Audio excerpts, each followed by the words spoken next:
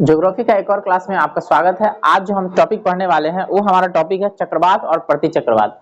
आज जानेंगे चक्रवात और प्रतिचक्रवात से क्या प्रश्न बनते हैं आपके लिए। ये टॉपिक है तो हमें पढ़ना पड़ेगा और जानना पड़ेगा इसके बारे में डिटेल्स। तो क्या किताब में लिखा हुआ है इसके बारे में जानते हैं और क्या प्रश्न पूछा जाएगा आपसे इसके बारे में हम चर्चा करेंगे। तो देखिए चक्रवात प्रतिचक्रवात यानी साइक्लोन और एंटी साइक्लोन के बारे में, ठीक है। कहता है चक्रवात, आप सभी को पता है जो चक्रवात है ना ये समुद्र में उठता है, ठीक है, समुद्र में उठता है, ठीक है, और उठ के धरती के पास आता है यानी स्थल पे आता है, ठीक है। और जब यही उल्टा हो जाता है तो प्रतिचक्रवात होता है, ठीक है। तो देखिए चक्रवात प्रतिचक्रवात इसकी ना उत्पत्ति विभिन्न प्रकार की ना वायु राशियों के मिश्रण के फलस्वरूप ना होता है, यानी अलग अलग प्रकार के वायु राशियां मिलते हैं तब जाके चक्रवात और प्रतिचक्रवात उत्पन्न होते हैं। और जब यह बहुत बड़ा रूप ले लेता है तब इसको बोलेंगे बवंडर। क्या बोलेंगे? बवंडर। तब ये बवंडर का रूप ग्रहण कर लेता है। तो फिर से समझिए, कदा चक्रवात प्रतिचक्रवात इसकी उत्पत्ति ना विभिन्न प्रकार की ना वायु राशियां माने अलग अलग प्रकार की वायु राशियां एक साथ मिलेगा ना, उसके फलस्वरूप ना एक तीव्र गति से ना ऊपर उठकर ऊपर जाएगी, और जब ऊपर उठकर जाएगी तो उसको बोलेंगे बवंडर। समझ गए? यानी बवंडर का संबंध किससे है? अलग अलग प्रकार के वायु राशियों से, अलग अलग प्रकार के वायु राशियों से जब आपस में मिक्स होंगे अलग अलग प्रकार के वायु राशियां तो ऊपर उठेंगे। और आपको पता है कि गर्म हवा हमेशा ऊपर उठती है और ठंडा हवा उसकी जगह लेने के लिए आती है, ठीक है। तो इस तरह से प्रक्रिया अलग अलग हवाओं से होगा ना तो एक समय वो ऐसा रूप ले लेगा जो ना बवंडर का रूप बन जाएगा। क्या चीज का? बवंडर का। जब वो तेज आंधी आएगा, तूफान आएगा। समझ गए? तो अब चक्रवात के समय में थोड़ा सा समझिए चक्रवात के विषय में। कहता है केंद्र में कम दाब, इसका ना केंद्र में कम दाब रहेगा, ठीक है। तो केंद्र में कम दाब की स्थापना होने पर ना बाहर की ओर दाब बढ़ता जाता है। इस अवस्था में ना हवाएं बाहर से भीतर की ओर चलने लगती है, यानी बाहर से भीतर की ओर चलेगी। इसका क्या मतलब कि भीतर जो हवा है ना तेजी से ऊपर उठने लगेगा, ठीक है। तो इसी प्रक्रिया को ना चक्रवात कहेंगे। क्या कहेंगे? चक्रवात। ऐसी प्रक्रिया को चक्रवात कहेंगे, ठीक है। निम्न दाब के चारों तरफ पवने का परिक्रमण चक्रवाती परिसंचरण कहलाता है। तथा निम्न दाब क्षेत्रों पर वायु अभिसरित होगी और ऊपर उठेगी। चक्रवात में ना वायु चलने की दिशा ना उत्तरी गोलार्ध में घड़ी की सुई समझ रहे हैं? घड़ी की सुई मतलब घड़ी की सुई, घड़ी मतलब आपको पता है ना वो क्लॉकवाइज है वो एंटी क्लॉकवाइज, ठीक है। तो यहाँ पे बात करा उत्तरी गोलार्ध की, ठीक है। तो उत्तरी गोलार्ध में घड़ी की सुई के विपरीत, विपरीत माने कि उल्टा, ठीक है, इसको बोलेंगे एंटी क्लॉक यानी कि उत्तरी गोलार्ध में।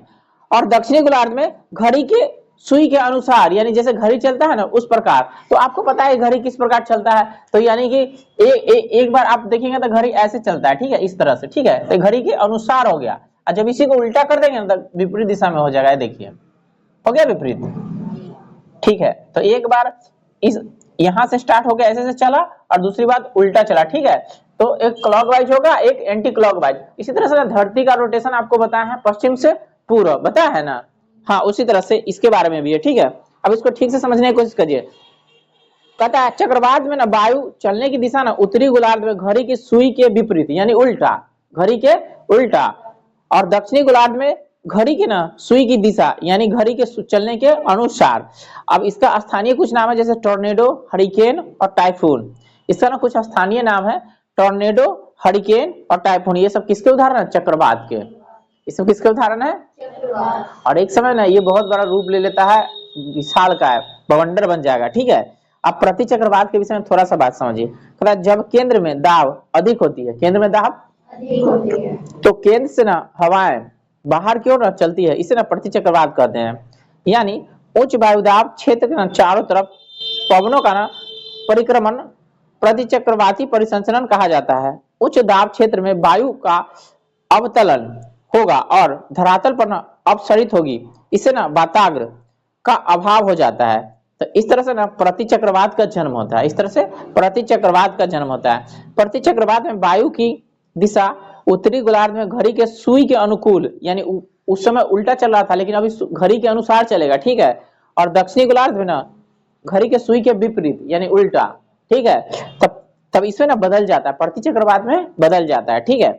अब कहता है चक्रवात में हवा केंद्र की तरफ आती है और ऊपर उठकर ठंडी हो जाती है और वर्षा कराती है, जबकि प्रतिचक्रवात में ना मौसम साफ रहता है। तो जब प्रतिचक्रवात आएगा तो मौसम क्या होगा? साफ होगा, ठीक है। और चक्रवात जब आएगा तो वो अपने अपने साथ ना वर्षा लेके आएगा। क्या लेके आएगा? हाँ, तो चक्रवात जब भी शांत होगा ना तो बारिश का रूप लेके ही शांत होगा, ठीक है। लेकिन प्रति चक्रवात वो साफ रहता है, बादल मतलब ऊपर बादल नहीं रहेगा, आकाश साफ रहेगा, ठीक है। तो आपको थोड़ा सा यहाँ पे ध्यान देना है कि निम्नलिखित परिस्थितियों में मौसम साफ रहता है तो प्रति चक्रवात में, और निम्नलिखित परिस्थितियों में मौसम में बादल लगा रहता है तो चक्रवात में। चक्रवात में बादल उदल सब रहेगा और वर्षा कराएगा, ठीक है, लेकिन मौसम साफ रहेगा प्रति चक्रवात में, ठीक है।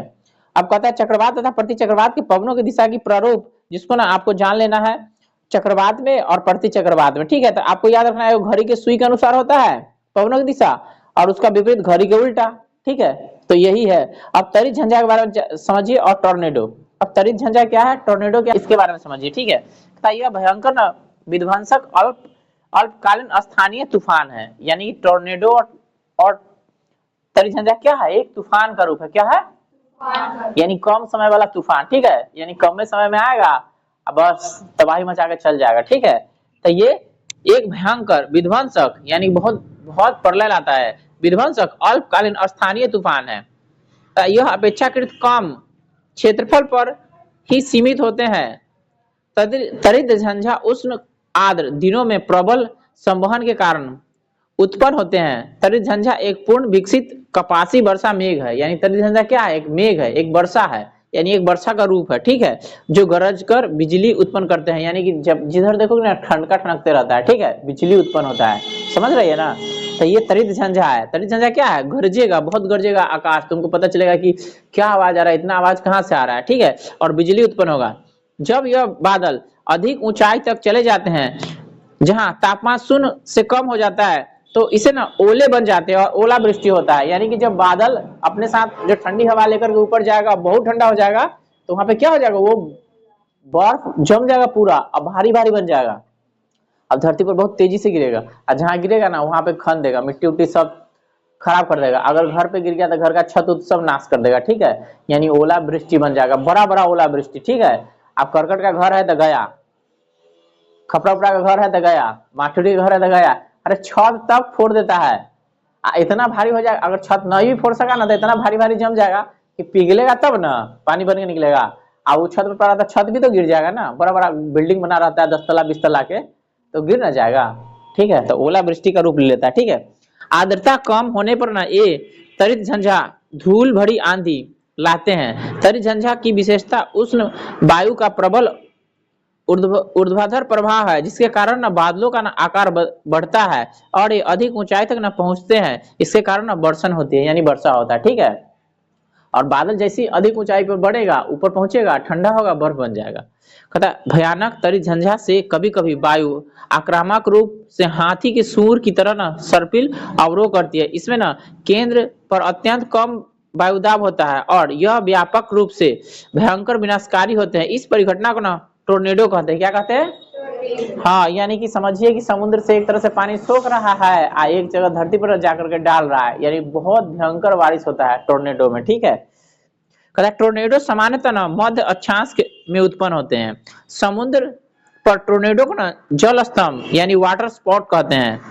यह जल स्तंभ यह जल एवं स्थल दोनों में उत्पन्न हो सकते हैं, यानी टोर्नेडो ना जल में भी उत्पन्न हो सकता है और स्थल में भी उत्पन्न हो सकता है। इसमें ना स्थानीय हवाओं का वेग 325 किलोमीटर प्रति घंटा, यानी बहुत खतरनाक है, इसका हवा का वेग ना 325 किलोमीटर प्रति घंटा होगा, यानी इसके सामने जो आएगा ना उसको उठा कर फेंक देगा, यानी पेड़ उड़ को भी उठा देता है, पेड़ उड़ को भी उखाड़ देता है, बड़ा बड़ा पेड़, आम के पेड़, जैसा भी उसके सामने पेड़ आएगा ना उसको गिरा देता है, ठीक है, यानी बहुत शक्तिशाली होता है टोर्नेडो, ठीक है, बहुत शक्तिशाली होता है टोर्नेडो। कहता है ऑस्ट्रेलिया एवं संयुक्त राज्य अमेरिका में ना मिसिसिपी इलाकों में ना इस तूफान को ना टोर्नेडो कहते हैं, यानी कि ऑस्ट्रेलिया और संयुक्त राज्य अमेरिका में ना और मिसिसिपी के इलाकों में जब चलता है ना तो इसका नाम है टोर्नेडो। तो सोच लो कितना शक्तिशाली टोर्नेडो चलता होगा, वहां का पेड़ का क्या हाल होता होगा, उठा उठा के सबको पटक देता होगा, ठीक है। तो टोर्नेडो की स्पीड है 325 किलोमीटर, ठीक है, 325 किलोमीटर प्रति घंटा, याद रखिए, कभी कभी ना परीक्षा में पूछ लेता है, ठीक है। तो इसी तरह से हरिकेन है, इसका स्पीड है 121 किलोमीटर, और उसके बाद टाइफून है, इसका स्पीड है 160 किलोमीटर। तो सबसे खतरनाक कौन हुआ, टोर्नेडो, सबसे खतरनाक टोर्नेडो। तो परीक्षा पूछेगा, तीनों के बारे में दे देगा, अब पूछेगा इसमें से सबसे अधिक स्पीड या सबसे खतरनाक कौन होता है, तो टोर्नेडो सबसे खतरनाक होता है टोर्नेडो। अब हरिकेन के बारे में समझ लीजिए। कहता है अटलांटिक महासागर में उठने वाली तथा पश्चिमी द्वीप समूह के चारों ओर चलने वाली भयंकर चक्रवाती तूफान को ना टोर्नेडो हरिकेन कहते हैं, यहाँ पे इसको हरिकेन कहेंगे। इसका स्पीड ना 121 किलोमीटर होता है, ठीक है, यानी अटलांटिक महासागर में उठेगा और पश्चिमी द्वीप समूह में चारों ओर चलेगा। अब टाइफून के बारे में देखो, प्रशांत महासागर में उठेगा तथा चीन सागर, और ये चलेगा चीन सागर में, ठीक है। यानी टाइफून प्रशांत महासागर में उठेगा और चीन सागर में चलने वाली वग्रगामी कटिबंधीय चक्रवात को टाइफून कहते हैं। इसका स्पीड 160 किलोमीटर प्रति घंटा होता है। तो आपको पूछे टाइफून कहाँ चलता था? चीन में, चीन सागर में। कहाँ? चीन सागर में। हरिकेन कहाँ चलता था? अटलांटिक सागर में। उसी तरह से आपको पूछा टोर्नेडो कहाँ चलता था? मिसिसिपी इलाकों में। संयुक्त राज्य अमेरिका और ऑस्ट्रेलिया का, मतलब ऑस्ट्रेलिया में भी चलता है और संयुक्त राज्य अमेरिका में भी, ठीक है। तो संयुक्त राज्य अमेरिका के ना मिसिसिपी इलाका में, ठीक है, जगह का नाम है मिसिसिपी, मिसिसिपी नदी भी है, वहां पे चलता है, ठीक है, जो कि ना बहुत तबाही लाता है, ठीक है। तो ये है कुछ चक्रवात प्रति चक्रवात के बारे में जानकारी, जिसमें से ना टोर्नेडो के बारे में पूछता है, जो बहुत ही विध्वंसक है, मतलब विध्वंस लाता है, ठीक है। आगे जो हम लोग पढ़ेंगे ना विश्व के विनिर्माण उद्योग के बारे में जानेंगे, और यहाँ से कुछ और डिटेल्स है जिसके बारे में हम अध्ययन करेंगे नेक्स्ट वीडियो में, ठीक है।